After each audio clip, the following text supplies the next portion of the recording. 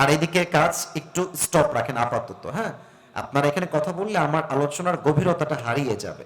বিনয়ের সাথে বললাম, সব জায়গায় ধমক দিয়ে অহংকার দিয়ে কাজ হয় না। পরিবর্তন করতে চাইলে ভালোবাসা দিয়ে পরিবর্তন করতে হয়, ঠিক কিনা বলেন? তা আমার যেন গভীরতা থাকে, একটু প্লিজ আপনাদের হেল্প দরকার আমার। 4 নাম্বার পারা, 2 নাম্বার পৃষ্ঠা, সূরাত আলে ইমরানের 103 নাম্বার আয়াত। আল্লাহ তাআলা কি বলছেন? জাস্ট ট্রাই টু আন্ডারস্ট্যান্ড, একটু বোঝা ট্রাই করবেন। আউযু বিল্লাহি মিনাশ শাইতানির রাজীম। واعتصموا بحبل الله جميعا ولا تفرقوا. الله أكبر. Allah says in this ayah, "O you who believed, hold the rope of Allah subhanahu wa ta'ala." হে বিশ্বাসীরা, হে মানব সন্তানেরা, তোমরা রবের দেওয়া রশিকে শক্ত করে ধরো। একটু বুঝবেন, এটা কি কোন রশি না কিতাব? আরে ভাই কথা কর, রশি না কিতাব?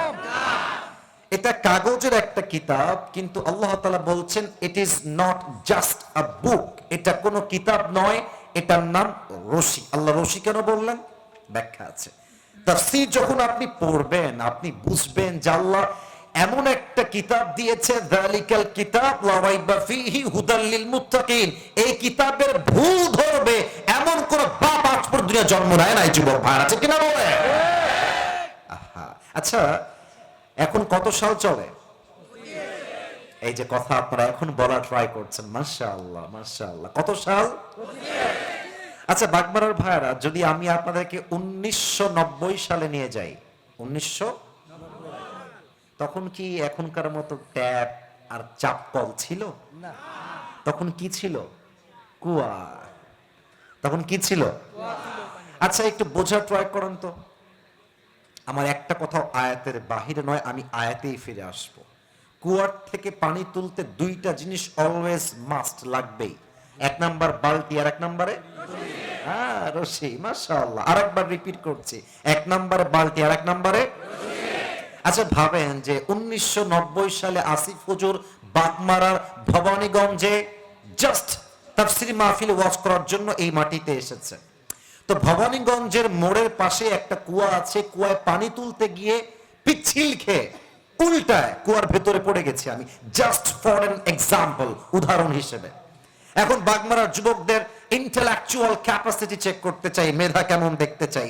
তোমরা আমাকে তোলার জন্য, আসিফ হুজুরকে কুয়ার থেকে তোলার জন্য বাঁশ আনবা, খাম্বা আনবা না দড়ি আনবা? I got the right answer, দড়ি আনবা। কিন্তু দড়ি আনলেই হবে না, দড়ির মধ্যে 2টা শর্ত লাগবে। 1, রশি কোনো পচা পাটের রশি হওয়া যাবে না, দড়ি হওয়া লাগবে শক্তিশালী মজবুত রশি। কথা ভুল বললাম না ঠিক বললাম? বলে নাম্বার 1 কন্ডিশন। নাম্বার 2, রশির গোড়ার মাথায় যিনি ধরবেন, his hand has to be strong. তার হাত হওয়া লাগবে পাওয়ারফুল, এনার্জেটিক, স্ট্রং, শক্তিশালী হাত। কারণ আমি যখন রশি ধরে হাত দিয়ে টান দিব, তার হাত যদি শিথিল হয়ে যায়, সে দড়িটা ছেড়ে দিবে, আমার দাঁত ভেঙে যাবে। হাতও শক্তিশালী হওয়া লাগবে, রশিও শক্তিশালী হওয়া লাগবে। নাও টক অ্যাবাউট দ্য কোরআন। আসেন কোরআনের কথা বলেন। আল্লাহ তাআলা বলছেন এইটা একটা রশি। সবার থেকে উত্তর চাই, একটা যুবকের জন্য বাদ না যায়, একটা মুরব্বীর জন্য বাদ না যায়। এটা কিতাব, উই অল নো দ্যাট, এটা আমরা জানি। বাট আল্লাহ বলছেন এটা শুধু কিতাব নয়, এটার নাম কি? এটার নাম রশি। এটার নাম কি? আল্লাহ বললেন আমি একটা রশি দিলাম। আচ্ছা বলেন তো, কোরআনটাকে একটু দিল থেকে দেখেন না। কতদিন হলো এই কোরআনটা হাত দেন নাই। হায় হায় হায়। এখানে কয়েকজন যুবক আছে যে যুবক বুকে হাত রেখে বলতে পারবে যে হুজুর আমি প্রত্যেক দিন ফজরের নামাজের পরে কোরআন তেলাওয়াত করি। यार कुरान पढ़ना तो बहुत दूर की बात है, ये तो फजर की नमाज भी नहीं पढ़ते। তেলাওয়াত তো বহুত দূরের কথা, তো নামাজই পড়ে না। কতদিন পড়েন না একবার চিন্তা করেন তো। আল্লাহ বলছে আমি একটা রশি দিলাম। এবার বলেন তো মুসলমান হিসেবে এই কিতাবটার মতো শক্তিশালী রশি, দড়ি আল্লাহর জমিনে সেকেন্ড আর কোনো কিছু কি হতে পারে? আচ্ছা, এই রশির গোড়ায় আছে আল্লাহর হাত, কুদরতি হাত। বলেন আল্লাহর হাতের মতো শক্তিশালী হাত কোন নেতার হতে পারে? এত আস্তে বললে তো সন্দেহ মনে হচ্ছে, হতে পারে? কোন মন্ত্রী হতে পারে, কোন প্রধানমন্ত্রী হতে পারে। আল্লাহ বলছে বান্দা তোমার আসল বাসা জান্নাতে। তুমি এসেছো দুনিয়াতে, and this world is just like a big tunnel. এই পুরো দুনিয়াটাই হচ্ছে কুয়ার মতো। তোমার আসল বাসা এই কুয়া নয়, আসল বাসা জান্নাতে। তুমি জান্নাত থেকে কুয়ায় পড়ে গিয়েছো। আমি আল্লাহ তোমাকে তোলার জন্য একটা রশি ফেললাম, রশিটার নাম হলো আল কোরআন। শক্ত করে ধরো, ওয়াতাসিমু বিহাবলিল্লাহ, all together, জামিয়া, সবাই মিলে ধরো। জামাত ইসলাম বুঝি না, বিএনপি বুঝি না, আওয়ামী লীগ বুঝি না, হেফাজত বুঝি না, চরমনায় বুঝি না, আলিয়া বুঝি না, কওমিয়া বুঝি না, শর্ষিনা বুঝি না, আহলে হাদিস বুঝি না।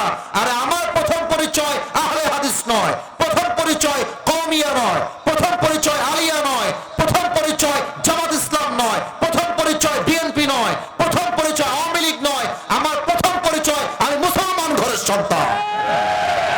শক্ত করে ধরো এই কোরআনটাকে, কি হবে? এই রশির গোড়ায় আমি আল্লাহর হাত আছে, তোমরা একসঙ্গে ধরবা। ওই যে জান্নাত থেকে হারিয়ে কুয়ার মধ্যে দুনিয়ায় পড়ে গিয়েছো, আমি আল্লাহ একটা টান দিব, তোমাদের সবাইকে আবার সেই হারানো বাসা জান্নাতে ফিরাই দিব। সুবহানাল্লাহ। এই হচ্ছে সেই কিতাব, যে কিতাব থেকে তাফসীর শুনতে আজকে আমরা বসেছি।